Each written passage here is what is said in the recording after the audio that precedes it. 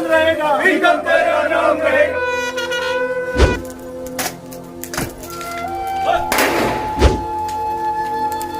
2011 अक्टूबर में भर्ती हुआ, 14 साल नौकरी इसकी। नए लड़के कई पिछले कुछ दिनों में काफी शहीद हुए हैं, उसके बावजूद भी हमारे यहाँ युवा में हौसला है। और जिस परिवार में शहादत हुई है, ये परिवार तो पिछली 5 पीढ़ियों से आर्मी में नौकरी करता है। जो है स्कूल का नाम जो है शहीद के नाम होना चाहिए।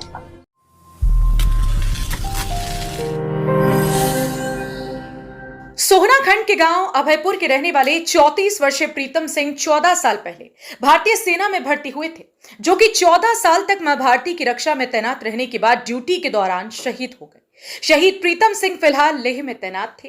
बताया जा रहा है कि ऑक्सीजन कम होने की वजह से शहीद प्रीतम सिंह की अचानक तबीयत खराब हो गई, जिनको उपचार के लिए शीघ्र अस्पताल में दाखिल कराया गया, लेकिन वह मौत से जिंदगी की जंग हार गए। जिनके पार्थिव शरीर को सैन्य टुकड़ी द्वारा उनके पैतृक गांव अभयपुर में लाया गया, जहां हजारों लोगों के काफिले के साथ वंदे मातरम व भारत माता के जय घोष के बीच उनको गांव की शमशान भूमि ले जाया गया, जहां पर सैन्य सम्मान के साथ उनका अंतिम संस्कार किया गया। शहीद के 12 वर्षीय पुत्र प्रतीक ने अपने पिता को मुखाग्नि दी।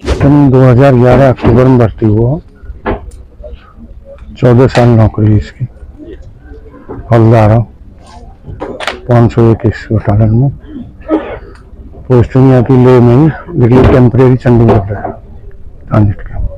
हमारे इनके फादर है, हम भाई हैं, इनके भाई के 4 भाई हैं हम फौज में। हमारे फादर भी फौज में सूबेदार रैंक के थे, दादा भी थे, और हम चारों सूबेदार हैं। 2 भाई एक्सपायर्ड हो गए, 1 भाई फौज में एक्सपायर्ड हो गए, 1 यहाँ पर पेंशन आने के बाद। इसके 1 लड़का 1 लड़की। मनोबल तो बनाना पड़ेगा, बाकी कैजुअलिटी तो हुई है। जो है स्कूल का नाम जो है शहीद के नाम होना चाहिए। बता दें कि हवलदार शहीद प्रीतम सिंह फिलहाल लेह की 5014 ASC बटालियन में तैनात थे, जिनके पिता व चाचा ताऊ भी भारतीय सेना में रहकर मां भारती के लिए समर्पित रह चुके हैं। और 14 साल पहले प्रीतम सिंह भी मां भारती की रक्षा करने के लिए भारतीय सेना में भर्ती हुए थे, जो अपनी शहादत देने के बाद अपनी वीरांगना पत्नी, 12 वर्षीय बेटा प्रतीक व 9 वर्षीय बेटी पंछी छोड़ गए हैं। इस मौके पर गांव की तरफ से गांव के सरकारी स्कूल का नाम शहीद प्रीतम सिंह के नाम से किए जाने की मांग की गई है। हमारा ये क्षेत्र जो है, ये शुरू से ही आज़ादी की लड़ाई हो, चाहे उससे पहले बाद हो, यहाँ सब चीज में हिस्सा लिया है। और शहीद हमारे यहाँ तकरीबन किसी भी गांव में, चाहे दमदमा की बात हो, चाहे भयपुर की बात हो, चाहे भौंडसी की हो, धौला की हो, नए लड़के कई पिछले कुछ दिनों में काफी शहीद हुए हैं। उसके बावजूद भी हमारे यहाँ युवा में हौसला है। और जिस परिवार में शहादत हुई है, ये परिवार तो पिछली 5 पीढ़ियों से आर्मी में नौकरी करता है। इनके पिताजी, इनके दादाजी, इनके चाचा जी सारे फौज में रहे हैं, और ये भी फौज में था। और ये देश के लिए इनका जज्बा है, इनके परिवार में करने का। वो तो देखो ऊपर वाले के हाथ में है, किसमें क्या लिखा है, लेकिन फौज के लिए हमारा पूरा इलाका समर्पित है।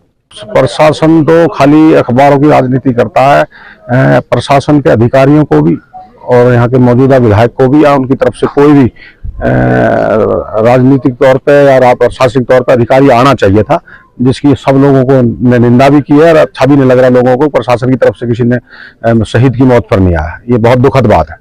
बता दें कि भले ही केंद्र व प्रदेश सरकार भारतीय सैनिकों को लेकर बड़ी बड़ी बातें करती हो, लेकिन भारतीय सैनिकों को लेकर सैनिकों के प्रति कितनी गंभीर है, इसका उदाहरण उस समय देखने को मिला जब सैनिक के अंतिम संस्कार पर सोहना विधायक से लेकर स्थानीय प्रशासन तक का कोई अधिकारी शहीद की शहादत को नमन करने तक के लिए नहीं पहुंचा, जिसे लेकर लोगों में विधायक व प्रशासन के प्रति भारी रोष व्याप्त है। हरियाणा वरदान के लिए सोहना से संवाददाता विशाल राघव की रिपोर्ट।